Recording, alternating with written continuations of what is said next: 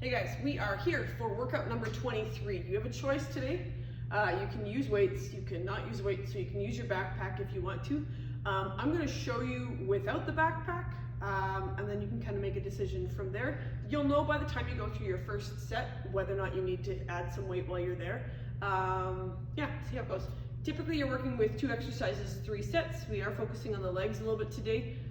You know, it's always a great idea to hit a walk or something later on. If it's a beautiful day out, why not do a little bit extra, just kind of flush some of that out. Don't waste your workout. You know what I mean? Sometimes you come to the end of a workout and you're like, man, I should have pushed a little bit harder while I was inside of that. Yeah, make it count. So, exercise number 1, we've got a half squat. The reps will be posted in the byline. You're looking at 3 sets. So I'm in my half squat and I'm doing the alternating back lunge. One thing I'll say about the half squat, so I'm here. When I hit that back lunge, I want to rock weight that way to load this leg. So I'm going to be going side to side. If I don't do that, if I just do this, it's going to be way too easy. So you want to see a little bit of transfer of weight into the back leg while you're there.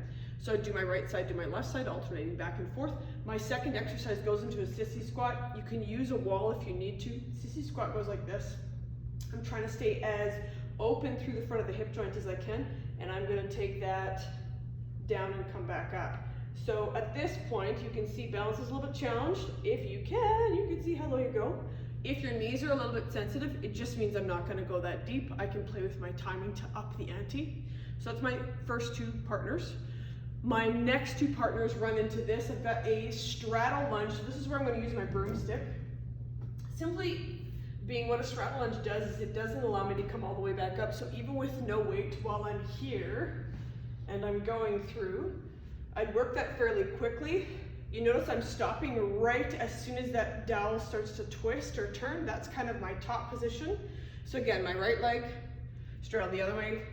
Left leg, I'm fairly upright with the spine. We've got the shoulders and the hips over top of each other while I'm here. My second exercise, I can use this for a little bit of balance help. I'm going to go into my plie on my tippy toes, and I'm looking for full range, big strong squeeze at the top, quads and glutes are on the whole time.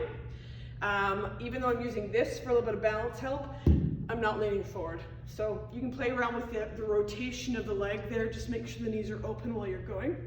Your next partners end up with a one-legged deadlift. We've done this version before, right? I like this one, keeps me nice and straight while I'm here. Going through my position. There's my 10 on one side. Ground my dowel. Lifted leg stays lifted leg. There's my standing donkey kick. And you know how I've talked about these lovely shoes before. That's exactly where I'm going to notice that it shows up. This gives me lots of response in terms of making sure that I'm grounded equally on the foot from the front to the back. So even if you, obviously you may not have these shoes, you're in it to win it, try this barefoot. This little combo here, right, really is going to challenge that balance. Like I said, the shoes are super responsive, gives you that idea of where you need to be grabbing the floor from. And then our next one is that Bulgarian split squat. So you just need to find something that's going to allow for a little bit of elevation. I'm going to show you with a ball. A bench works just fine. Your couch works just fine. Right under that Bulgarian split squat is that lifted back leg. There's my down, there's my up. Right side, left side. Standing knee raise is its partner. I can take that with a bent leg or a super straight leg. My goal, no water skiing. Tall as I can be the whole entire time. And then I've got frogs face down and frogs face up. So the deal with the frog face, or frog position, so I'm gonna go face down, I'm gonna go heels together, abs engaged, glutes on. There's my lift. I'm trying to keep that upper body nice and still while I'm here. If you get into that one and your lower back feels a little bit tweaky, just take a pillow and put it underneath your hips so that you're a little bit elevated. Or if you get there and you're like, man, I can't even lift my legs, just squeeze the heels really hard. Okay, you're trying to get the glutes to fire. So face down, face up works the opposite thing. I'm still gonna focus on that heel connection, knees out, toes out. I can froggy take it out that way.